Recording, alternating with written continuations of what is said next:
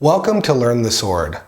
I hear questions about how to use Kata 3 or how to execute Kata 3 using a shinken or a metal sword when you draw it, especially how do you draw it and then thrust it in. Well, if you know the kata pretty well, you know you come in, you start with a thrust and you lift it above your head and then you finish off with a full cut. Let's take this out a little bit differently this time and let's go into the first part of the kata in a little bit more detail. Let me grab a shinken here, just because if I use a shinken or a razor sharp sword, you'll know that the angles are correct and it isn't something that I'm trying to muscle in. Because if you don't go the way the sword will, well, the flesh will give before the sword does. So here I am this way. And I have my side, my left side, because to the left of me is the enemy, my opponent, yourself. And when I take the 3 steps, of course I'm taking 1 step here, but the secret is not really taking a big step. The first movement of your foot isn't a big, huge step, because look at this. I take a big step or a linked step like this, or a walking step. It just throws me out. So what I want you to take a thought in is just moving your foot slightly forward on the first one, staying erect and with good posture. And then when you come out with the second step, a small one. Stay where my posture is. Now, when I come out with the third step, I'm going to take my right leg and go that way a little bit, away from the opponent, almost backing up so I can pull out the sword. So watch this. Here it is cradled here. I pull it out like this, away from it. Here's the point here, just in case he attacks me, at least I can get the point on him. And now I'm just going to turn in this way. Did you notice how I backed off a little bit? Watch it again. Now I'm going to put the sword away. I'm going to come in at a slightly different angle this way. So I come in, my hands are basically on the sword. I take a small first step.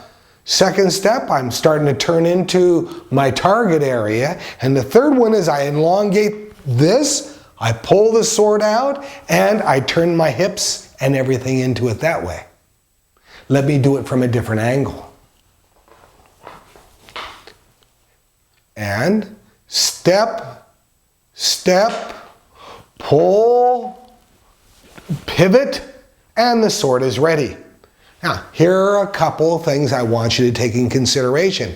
If your elbow is really bent like this, and you stab one time and your elbow's a little straighter the next time, all your stabs are going to be inconsistent. So when you turn, for example, I'll take it at this angle right here. If you take the sword, you make a small step. I'm working into it now, and I'm going to pull. There's my opponent to my left. You can see it from the back.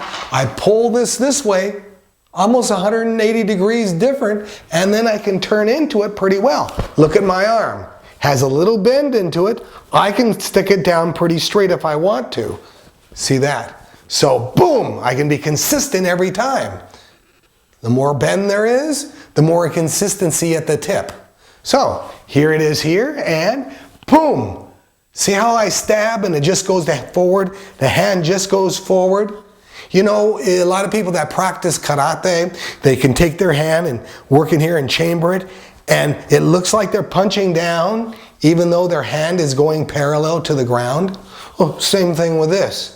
My hand is still going parallel to the ground, but the sword is moving up to the target area like that, where you can get the most stab with the tip with the least amount of energy and movement on my side.